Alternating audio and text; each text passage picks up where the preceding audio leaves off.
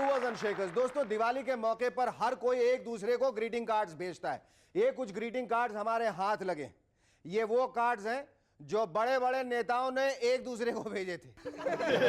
ये कार्ड वाजपेयी जी ने सोनिया जी को भेजा था। लिखा है,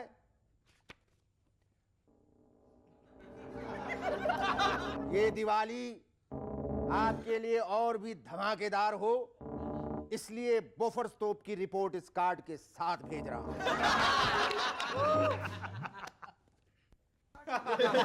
और ये भेजा था सोनिया जी ने टेली कम्युनिकेशन मिनिस्टर पासवान साहब को। लिखा है, दिवाली और आने वाले नए साल में आप उतने ही व्यस्त रहें जितना इस रूट की सभी लाइनें व्यस्त रहती हैं।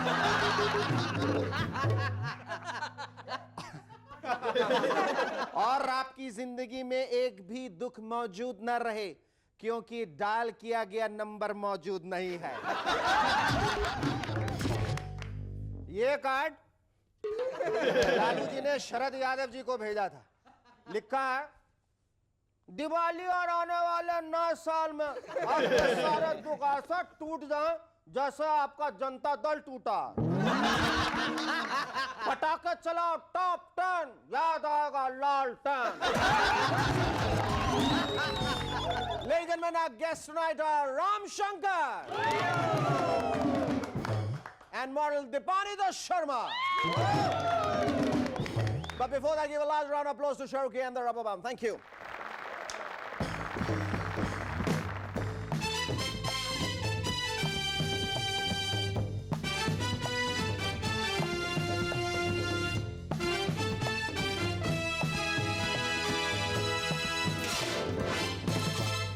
आजकल हर जगह त्योहार के मौके पे फ्री गिफ्ट्स मिल रहे हैं। टीवी खरीदिए तो कैमरा मुफ्त, फ्रिज खरीदिए तो घड़ी मुफ्त। इन सब का सबसे ज्यादा असर वाजपेयी जी पे पड़ा है। उनका अपनी 24 पार्टियों को कहना है, हम एक मंत्रालय के साथ एक नहीं 3-3 मंत्रालय मुफ्त में दे रहे हैं। सपोर्ट दीजिए। और खेल मंत्रालय के साथ एक गुल्ली डंडा मंत्रालय, एक खो खो मंत्रालय और एक कबड्डी मंत्रालय मुफ्त में ले जाए। दूरसंचार मंत्री पासवान साहब का कहना है, बहुत जल्दी है गांव गांव में टेलीफोन बूथ लग जाएंगे। आइडिया अच्छा है, पर है बड़ा रिस्की। पता चला किसी गांव में 20 टेलीफोन बूथ लगे और शाम तक गांव के लठ मार दादा सारे टेलीफोन उतार लाए। कहने लगे, मारे को ऊपर से ऑर्डर आया भाई, जब भी गांव में बूथ आवे उसे कैप्चर कर लिया जावे। कहते हैं जो इंसान दिवाली पर जुआ नहीं खेलता है वो अगले जन्म में गधा बनकर पैदा होता है। क्यों शुरू की? पिछले जन्म में जुआ नहीं खेला था क्या? Well, he's laughing. He's such a brave guy. खैर, कल मेरे पड़ोसी रामलाल जी मिल गए। मैंने पूछा, कल आप जुआ खेलने क्लब गए थे, कैसा रहा स्कोर? इस पर वो बोले, ठीक ही था, किस्मत मेरे साथ थी। मैं 2 लाख की अपनी कार से क्लब गया था और लौटा 20 लाख की सरकारी बस में। पिछले दिनों मेनका गांधी जी ने कहा, मुझे इस बात पे रोना आता है कि सर्कस में जानवरों से मार मार कर काम लिया जाता है। जब सर्कस के एक बंदर को इस बात का पता चला तो वो बोला, ये इंसान हमेशा रोता ही रहता है यार, उसे काम ना मिले तो बेरोजगारी पे रोता है, हम बंदरों को काम मिला है तो हमारे काम पे रोता है।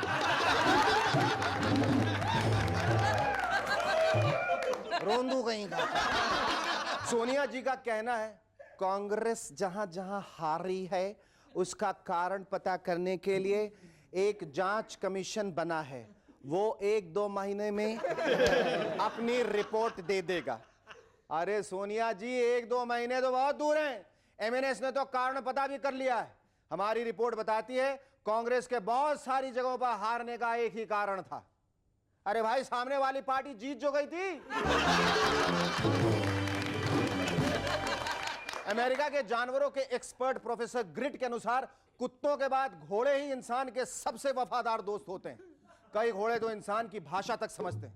बिल्कुल ठीक कहा आपने प्रोफेसर साहब। अभी कल ही मैं रेस कोर्स में 5 नंबर के घोड़े पर पैसा लगाकर चिल्ला रहा था, come on number 5, come on number 5। इतना सुनते ही सबसे आगे दौड़ रहा नंबर 5 का घोड़ा तुरंत मेरे पास आया और बोला, हाँ शेखर भाई बोलो कैसे याद किया? मैं ठीक नहीं दौड़ रहा था क्या?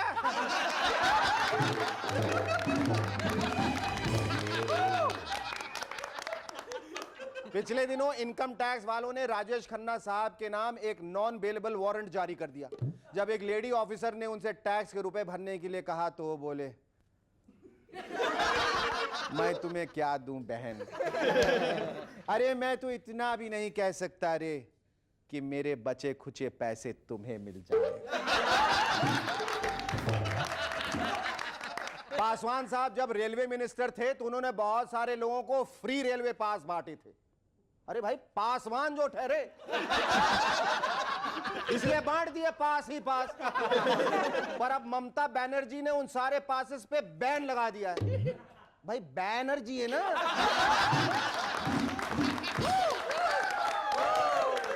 इसीलिए बैन तो लगाना ही था। नहीं नहीं आपने ठीक किया बहन जी।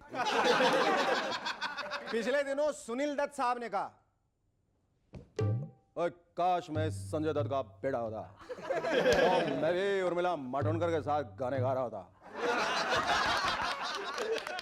अरे दत्त साहब वो तो आप आज भी गा सकते हैं, पर गाने के बोल कुछ ऐसे होंगे, बाबुल की दुआएं लेती जा या तुझको सुखी संसार मिले। आजकल बिहार में असेंबली इलेक्शंस के लिए काफी काम हो रहा है। कल एक पार्टी में राबड़ी जी मिल गई। मैंने उनसे पूछा, राबड़ी जी कैसी चल रही है तैयारी? इस पर वो बोली, हमने तैयार होने के लिए नई कंघी, तेल, पाउडर और क्या कहते शैम्पू मंगा लिया। शैम्पू जिससे झाग निकलता है वो शैम्पू। शाम तक ये हमरे लिए बनारसी साड़ी और बच्चों के लिए फुलझड़ी, पटाखे और चुटपुटिया ले आएंगे। राबड़ी जी मैं दिवाली नहीं असेंबली इलेक्शंस की बात कर रहा हूं। उसके लिए आप कैसी तैयारी कर रही हैं? हम गिनती का एक ठो किताब खरीद लाए। इस बार बिहार के सारे वोटों की गिनती हम और हमारे बच्चा करेंगे। वाह, आपका पूरा परिवार गिनेगा तो सारा काम बड़ी ईमानदारी से होगा। क्यों? वो तो पता नहीं ईमानदारी से होगा कि झंझट होगा, पता नहीं। पर 5-6 साल में जब तक वोटों की गिनती पूरी होगी तब तक हम मुख्यमंत्री बने रहेंगे। ये सब इन्हीं के महान विचार है भाई। इनके हो thank you. Our first guest on Movers and Shakers tonight is a singer with an unabashedly desi voice. Ladies and gentlemen, please welcome Ram Shankar.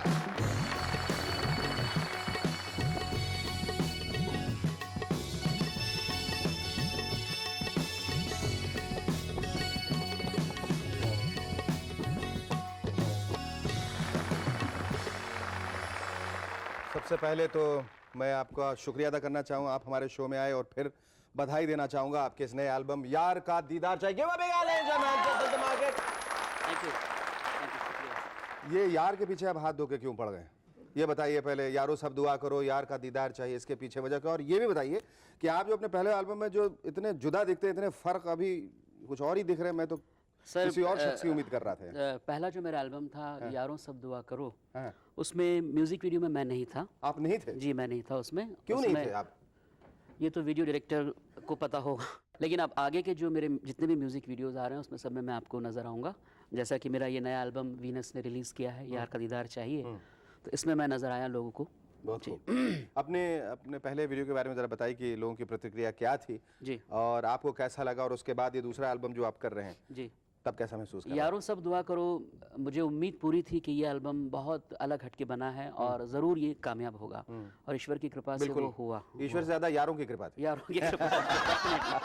जैसा कि मैं पूछ रहा था कि आज के ज़माने में जहाँ मार्केटिंग जो है वो पर्सनालिटी प्रोजेक्शन, कानों में बालियाँ, लंबे बाल, कुछ उलूल जुलूल कपड़े, कुछ जानी कुछ अनजानी हरकतें जो लोग करते हुए आते हैं, उससे आप परे कैसे हैं?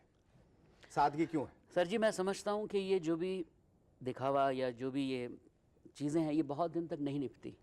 इंसान ऐसा रहे कि जब हिट रहे तब भी वो वैसा ही नज़र आए, और जब थोड़ा नहीं चले तब भी वैसा नज़र आए। आपका एक और पहलू, आप कंपोजर भी रह चुके हैं और आपने बड़े बड़े गायकों सुरेश वाडकर और कविता कृष्णमूर्ति और अनूप जलोटा और अनुराधा पौडवाल के लिए भी कंपोज किया है गाने। कभी ऐसा लगा उनके लिए कंपोज करते हुए ये गाना बहुत अच्छा है, कोई देखने रहा, इसे मैं चेप लेता हूँ, बाद में अपने एल्बम के लिए रख लूंगा, कुछ दूसरा इनको दूंगा, कभी ऐसा होता है?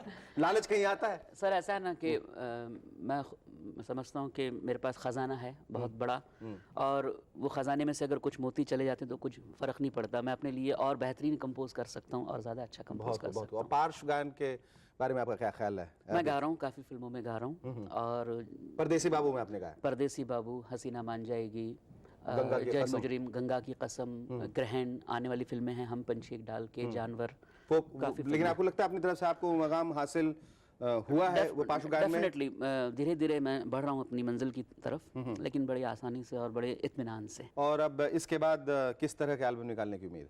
मैं सर अभी चाहता हूँ कि एक सही मानों में सूफियाना चीज़ क्या है वो मैं लोगों तक पहुँचाना चाहता हूँ, क्योंकि पिछले दिनों बहुत था कि सूफ़ी पॉप, लेकिन सही मानों में सूफियाना चीज़ क्या है लोगों को पता ही नहीं है, और सूफ़ी और पॉप इसका कोई कॉम्बिनेशन ही नहीं है।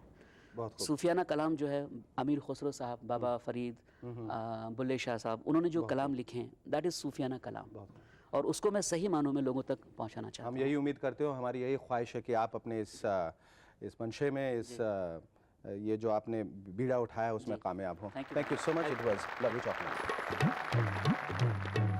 Our second guest on Movers and Shakers tonight is a young and upcoming model, winner of the Miss Photogenic title in the Femina Miss India contest 1998. Ladies and gentlemen, please welcome Deepanita Sharma.